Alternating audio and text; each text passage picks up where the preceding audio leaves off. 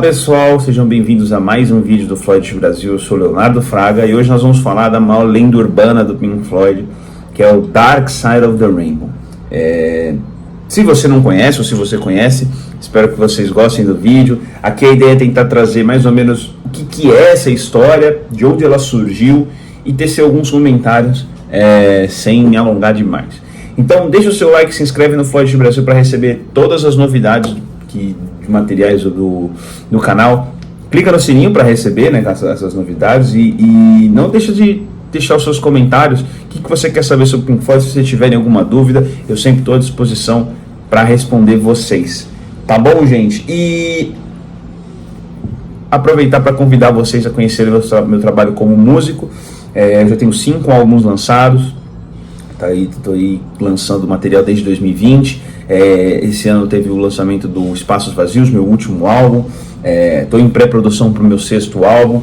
Então vou deixar um trechinho no final do vídeo para vocês conhecerem, mas tem link na descrição. Tem todas as plataformas de streaming, Spotify, o iTunes, todas as plataformas da Amazon, tem no YouTube também. Só procurar por Leonardo Fraga. Vou deixar o link do meu perfil no Spotify e aí vocês podem conhecer.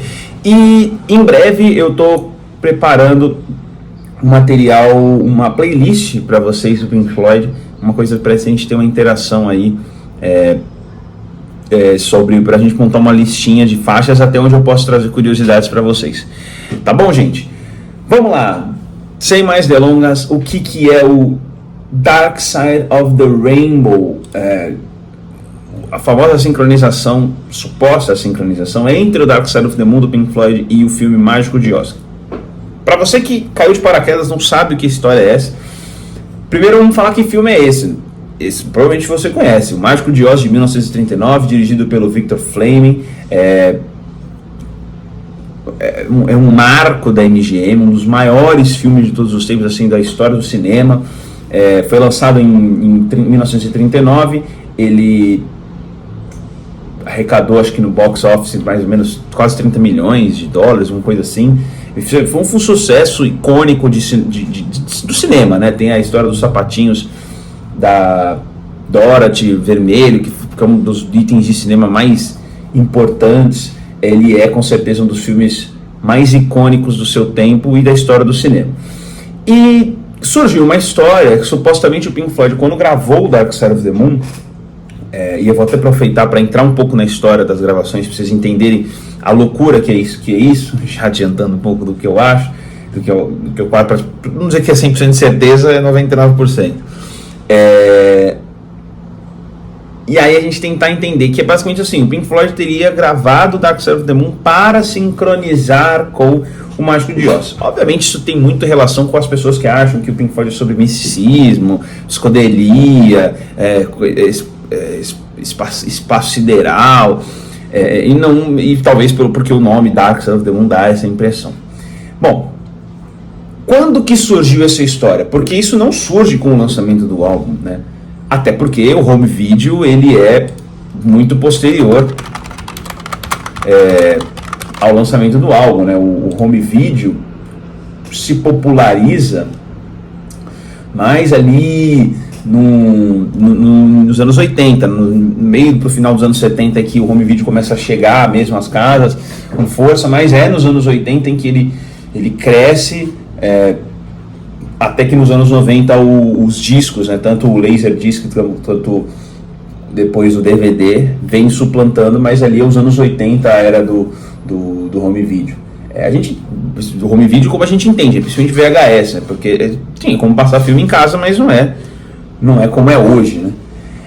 E é basicamente o seguinte, lá em 1995, o Fort Wayne Journal Gazette, que é basicamente um jornal de Fort Wayne, Indiana, nos Estados Unidos, publicou um artigo de um cara chamado Charles Savage, em que ele dizia para os leitores assistirem o Mágico de Oz, de 1939, enquanto ouviam o Dark Side of the Moon, porque supostamente haveria uma sincronização em vários momentos,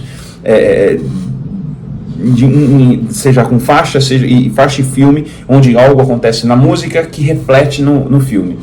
Então ele começa a detalhar, né? Ele fala que isso é uma ideia que estava já aparecendo em alguns grupos de Pink Floyd, né? Vamos lembrar, anos 90, o início da era dos grandes fóruns, né? Onde, assim, meio dos anos 90 já tinha internet, talvez não popular como a gente, principalmente aqui no Brasil, era muito restrita, mas já tinha começado a surgir alguns canais de discussão, e fora amigos, informalmente também, que falam sobre o assunto. De acordo com o Savage, basicamente a sincronização era a seguinte: quando você começaria o álbum quando ouvisse o primeiro rugido do leão da MGM. Quem não sabe, tem a vinheta da MGM e um leão rugindo.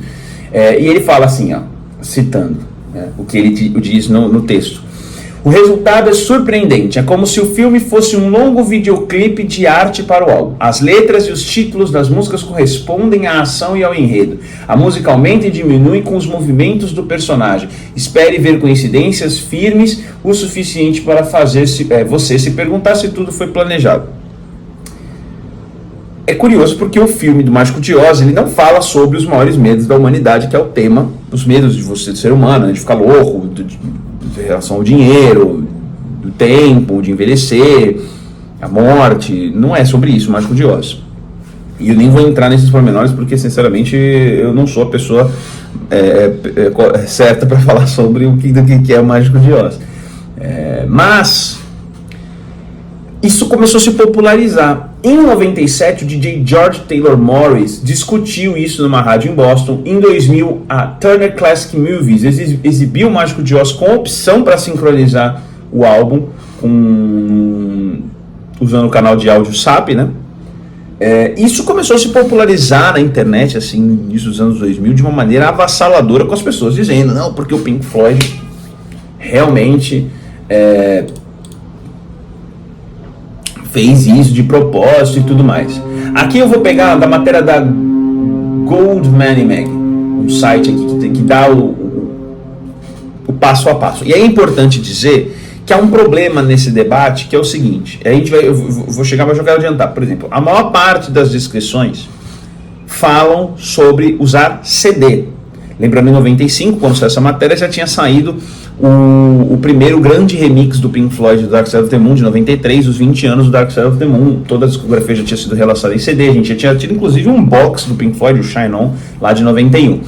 Então todas seguem o ritmo do CD. E é importante dizer que todos os CDs, álbuns, perderam um microtempo,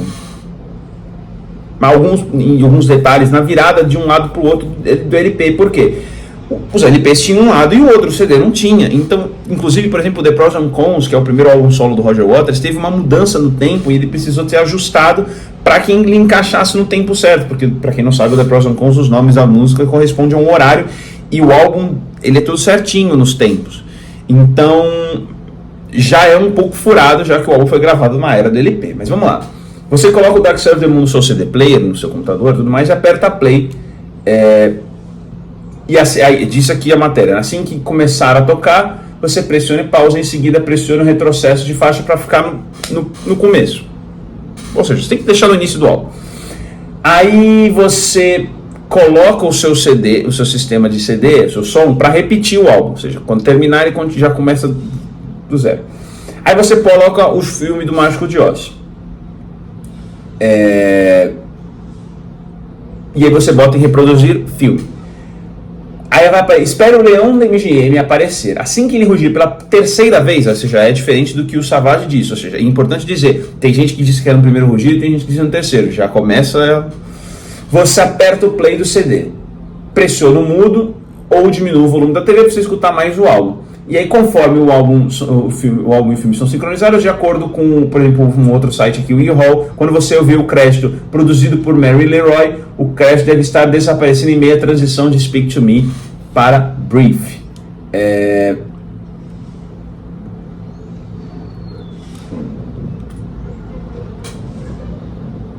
Você percebe como nada faz muito sentido, porque o primeiro grande texto sobre isso falava no primeiro rugido, e um outro texto já fala sobre o terceiro rugido, e aí inclusive é uma das versões mais famosas. Inclusive esse texto aqui ele fala várias coisas, mas aqui é isso onde eu queria chegar. Quais são as tais supostas sincronizações? Por exemplo, em Speak to Me e Brief, nas duas primeiras faixas do álbum, Quando o David Gilmour está cantando Don't be afraid to care, live but don't leave me, a Dorothy compartilha as ameaças com uma personagem e tal, e que isso teria teoricamente alguma relação com a letra. Aí, por exemplo, ele canta Look around, choose your own ground. Aí a Dorothy procura no curral por outra pessoa com quem possa conversar e se instala, e aí se instala num lugar. Aí aqui quando a frase Long you live and high you fly, ela está conversando com outro personagem, andando e tal, e ela cai. Ou seja, tentando encontrar algum sentido de relação entre letra. Os tic-tacs de time também supostamente sincronizariam com alguns eventos. Bom, de fato, se você fizer a sincronização, você vai ver algumas coincidências. Isso ele tem um nome que deixa eu pegar o nome em português. Aqui, ó, apofenia. Apofenia, que é um termo que foi cunhado inclusive por um cientista chamado Klaus Conrad em 59 para o fenômeno cognitivo de identificar padrões entre dados aleatórios, né? A apofenia, né, ela foi proposta por esse cara, ou seja, você criar coincidências. Vou dar um exemplo. Sabe quando você olha para o céu, nas nuvens, e você olha uma nuvem e você fala, nossa, aquilo parece com um coelho? Isso é apofenia, ou seja, você está relacionando uma nuvem que não é um coelho, mas você identificou o formato de um coelho. Então a ideia é que as pessoas que fizeram as primeiras sincronizações viram uma coincidência onde ela não tem. Elas só perceberam isso, mas não tem nada a ver, não é a ideia original. E é importante a gente falar que, claro, também é um fenômeno de sugestão. As pessoas que foram fazer a sincronização depois já foram com a ideia de, tem sincronização. Então você está mais sujeito de fato tem sincronização. Você não é tão crítico ao fato. Assim como também se você fosse fazer a sincronização, como por exemplo, se eu tentar fazer a sincronização, eu não vou ver sincronização nenhuma, porque eu sei que não tem sincronização. Então tem também a questão da sugestão. Então basicamente essa é a questão essa é a história da sincronização. Aí aqui eu quero passar também rapidamente algumas... os membros da banda já falaram sobre isso, né? O David Gilmour falou que isso é produto de uma pessoa com muito tempo livre. O Roger Waters já disse que besteira, que não tinha nada a ver com isso. O Nick Mason fala é um absurdo completo, não tem nada a ver com o Mágico de Oz. Isso aqui é bem simples, né, de você entender. Foi tudo baseado, aí ele até tirar sarro, né, foi tudo baseado em The Sound of Music, um outro filme, né. Aí o Alan Parsons fala que não tem nenhuma ligação com isso, e ele fala que a banda não tinha como reproduzir fitas de vídeo no estúdio no momento da gravação, né? Ele disse que ficou decepcionado com os resultados ao tentar assistir um filme enquanto ouviu o álbum. Ele diz assim, se você tocar algum disco com o som da TV desligado, encontrará coisas que funcionam. Porque claro, porque você está prestando atenção na música, e aí você, nossa, aconteceu tal coisa, a música aconteceu tal coisa, né? Aí tem o crítico de cinema, o Richard Hopper, que publicou uma avaliação do fenômeno. Ele fala também como Dark Side of the Oz, né? Não é o nome mais famoso, Dark Side of the Rainbow é o mais famoso. Hopper conclui que, embora o Pink Floyd pudesse ter tido os recursos e habilidades técnicas para produzir essa como uma trilha sonora alternativa, passar por tal esforço teria sido impraticável, né? Ele fala que, aí é um ponto importante que eu quero já entrar, que é um dos motivos concretos do qual isso não existe. Ele fala da diferença de tempo. Vamos começar a explicar, então, o porquê que não é verdade. E vejam uma coisa, vocês vão ver vídeo no YouTube de gente tentando justificar, supostamente, não é verdade. Não existe sincronização do Dark Side of the Moon com o Mágico de Oz proposital. Dark Side of the Moon não foi feito como uma trilha sonora alternativa para o Mágico de Oz, nem teve a intenção de usar as imagens do Mágico de Oz como alegoria para uma mensagem do álbum. Gente, é lenda urbana da internet. Nem tudo que está na internet é verdade.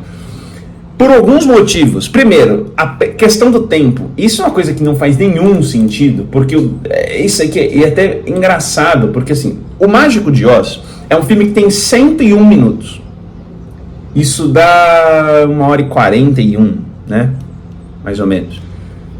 O Dark Side of the Moon tem 42 minutos e 50 segundos de duração. Ou seja, você teria que tocar o Dark Side of the Moon quase que 2 vezes e quase mais metade para que ele sincronize. Qual é o nexo de você repetir a mesma frase 2 ou 3 em brief, tocar, sei lá, 3 vezes? Não tem nenhum nexo nisso. Ou seja, se o filme tivesse o mesmo tempo do álbum, você poderia fazer, olha, não, tem o mesmo tempo, tem um tempo aproximado. Mas não tem. E você ainda nem começa no mesmo minutagem. Você começa lá no primeiro ou no terceiro rugido, né? Segundo ponto, você inclusive, essa questão do rugido. Você vai encontrar passos a passos um pouco diferentes na internet. Tem o mais tradicional do terceiro rugido, mas tem os mais antigos que falam do primeiro rugido. Você vai ver que algumas pessoas apontam que tal coisa acontece em tal faixa, mas outras pessoas... Até porque, se você fizer no primeiro rugido e no terceiro rugido, vai ter uma diferença de alguns segundos. Então não vai bater sempre as sincronizações. E você tem que ser muito perfeccionista. Eu vou chegar na parte técnica, mas como tem essas diferenças de encaixe, é onde fica muito estranho. Mas eu quero entrar no principal. A banda começou a trabalhar no Dark Side of the Moon no início de 72, né, quando o Roger Waters se juntou lá na cantina do Nick Mason com a banda e falou, olha, já tenho uma ideia sobre o que nós vamos fazer. A banda e a verdade é que a história do Dark Side of the Moon é uma banda super frustrada. O Roger Waters estava cansado de tocar aquelas músicas antigas, Care of the Oxygen, Set Controls, de parecer uma banda espacial, porque o Pink Floyd era reconhecido como uma banda ou de rock progressivo ou rock espacial, super climática, uma coisa de viagem licérgica, e ele odiava isso. Inclusive, Echoes teria um primeiro verso meio espacial, né? Planets meeting face to face, e o Roger Waters mudou a letra para um tema mais aquático, porque eu acho que eu falei isso no vídeo sobre o meu ranking de álbuns. Ele muda para um tema mais aquático porque ele queria se distanciar dessa coisa licérgica. Ele não gostava de que o trabalho dele, que ele levava muito a sério, e estava cada vez levando mais a sério, falando de temas mais sérios, fosse tratado como uma coisa de viagem de drogas. Ele não gostava disso. Na verdade, nenhum dos 4 gostava muito, principalmente porque isso se relacionava muito com o Sid, e eles queriam se afastar daquela coisa meio, a gente não faz música drogada, não tem nada a ver. Então, no início de 72 a banda começa a trabalhar nisso e entra numa agenda de shows. Eu quero pegar aqui a agenda, eu não sei se eu vou conseguir achar na página de turnês da banda aqui, Dark Side of the Moon. Olha só, a banda fez turnê ao longo de 72, fez os shows com o balé do Roland Petit no final de 72, foi fazer mais shows em 73, ainda tocou em 74 e 75, que a gente pode chamar os shows 74 e 75 de extensão da turnê do Dark Side, apesar que muita gente chama os shows 75 de turnê do Wish You Were Here. E olha só, olha aqui, o Pink Floyd fez shows, ele fez era basicamente de 7 a 9 shows por mês. Olha assim, olha aqui, 17, 18, 19, 20, 21, 22, 23 de janeiro, sendo que alguns desses shows foram em lugares diferentes. Por exemplo, 17 a 19 em Londres, aí 20 em Brighton, 21 em Portsmouth, 22 em Bournemouth. Isso é assim, fevereiro, várias datas, março, várias datas, abril tem, sei lá, mais de 10 shows que foram feitos, maio, aí eles vão em junho, aí eles param. Por quê? Porque a banda vai pro estúdio para gravar, tem que gravar o Dark Side of the Moon, mas também foi gravar o Obscure by Clowns, que foi gravado no meio de 72, olha só. Aí eles voltam para as turnês em setembro, mais de 10 datas em setembro, uma data só em outubro, provavelmente eles devem ter voltado para o estúdio, mais de 10 datas em novembro, praticamente quase 10 datas em dezembro de 72, aí eles já voltam a tocar em janeiro. Em 73, a banda está terminando de gravar o Dark Side of the Moon, porque a banda fazia os shows, depois veio para o estúdio, aí a banda, só que em 72, o Pink Floyd fez muitos shows na Inglaterra, aí ele foi, olha só, mas interessante, janeiro e fevereiro foi na Inglaterra, março foi no Japão e volta na Inglaterra, abril e maio foi nos Estados Unidos, Alemanha Ocidental, eles foram para a Holanda, aí em junho na Inglaterra, setembro Estados Unidos, aí depois Canadá Estados Unidos de novo, Canadá de novo, Inglaterra em outubro, novembro, Alemanha Ocidental e Dinamarca, aí eles foram para França até dezembro, depois Bélgica, ou seja, nem foi todos os shows na Inglaterra. Aí em 73, uma porrada de show em março, eles têm muito show, mais de 15 datas, pelo que eu estou contando aqui, aí algumas datas em maio, normalmente um mês com poucos shows. Esses shows de maio, se eu não me engano, são shows do lançamento oficial, porque esses shows são no Earls Court. Eu tenho que pegar aqui para ter certeza. Eles fizeram shows com Roland Petit, por exemplo. Aqui, ó.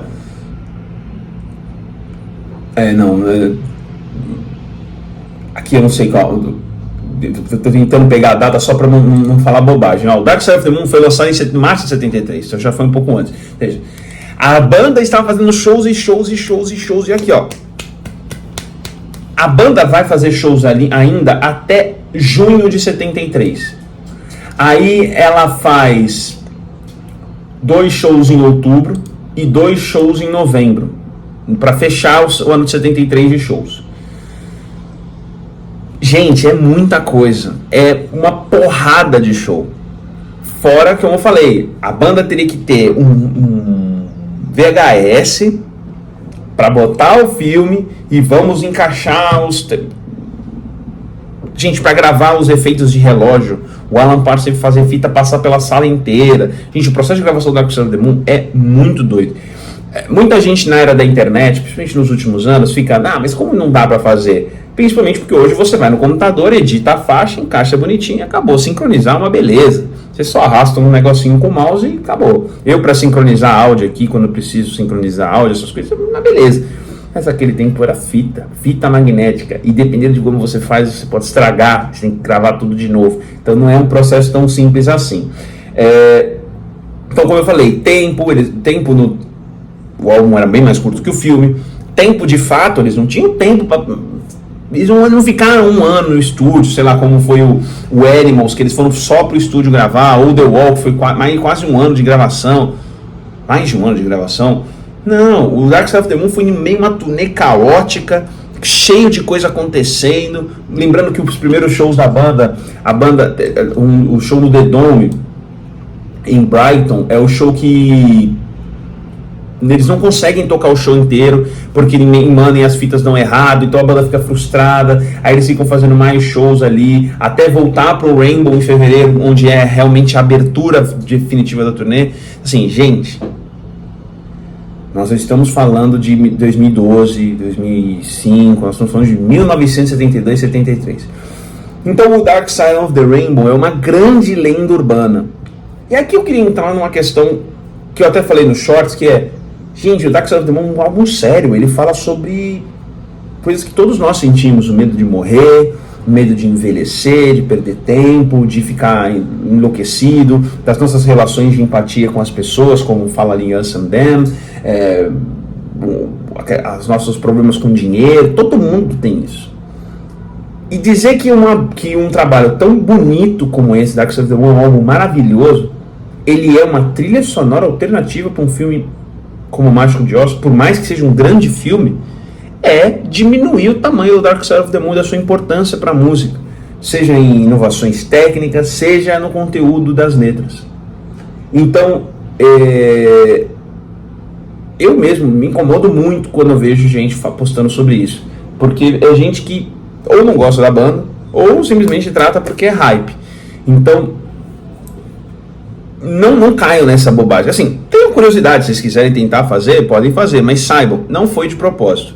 Se realmente tem todas essas coincidências, são coincidências. Mas são muitas coincidências. Pode acontecer.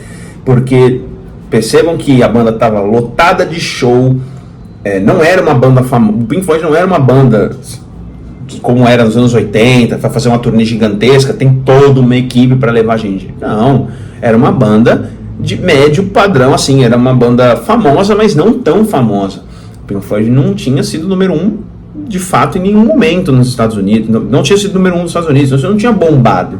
Era uma banda famosa na Inglaterra, mas não dava para comparar naquele momento, por exemplo, com o Led Zeppelin, que era uma super banda, né? Então, era uma banda que tinha uma equipe bem menor, não arrecadava tanto dinheiro. Então, não é tão simples, né? Então, assim, se hoje fazer uma sincronização é mais simples, nós estamos falando porque nós temos um computador com uma tecnologia muito importante. Naquela época não era bem assim. Então é isso, gente. Tentei fazer bem resumido, deu 25 minutos aqui. Acho que não vou me estender muito. Tem muita curiosidade, informação de fora, de gente comentando sobre supostamente não, porque tem alguém que falou. Não, bobagem. É uma grande lenda urbana. Aliás, tem muita informação sobre Pink Floyd que passou, por exemplo, demos do The Wall que supostamente existiriam e não tem informação em lugar nenhum. Então a gente tem que tomar cuidado com as informações que a gente pega. A gente precisa, vejam, mesmo eu falando, vão atrás e pesquisem. É importante a gente ter a curiosidade de buscar informação e não acreditar 100% no que alguém está falando, tá bom? Então é isso, gente. Espero que vocês tenham gostado. Tentei fazer, como eu falei, bem resumido. Só para dar, né, se vocês quiserem, a gente até pode conversar sobre o assunto. A suposta sincronização do Darkseid com o Mágico de Oz, que não existe. Tá bom, gente? Então, muito obrigado por ficarem até o final do vídeo. Deixem seus comentários. Se vocês tiverem de dúvida que eu souber, eu vou responder com certeza. Se vocês quiserem fazer algum pedido também, falem. E vamos voltar ativo aqui no canal. Já estou com vocês vão ver que vai sair alguns vídeos em sequência. Espero que vocês gostem. E um abraço e até o próximo vídeo do Floyd Brasil. Estou aqui deitado só, olhando o teto em meio à escuridão. Eu deveria levantar e ver. Talvez não esteja assim, tudo bem. Você tão longe, mesmo aqui bem perto. Talvez seja eu que me perdi. Você estende sua mão e diz que está tudo bem.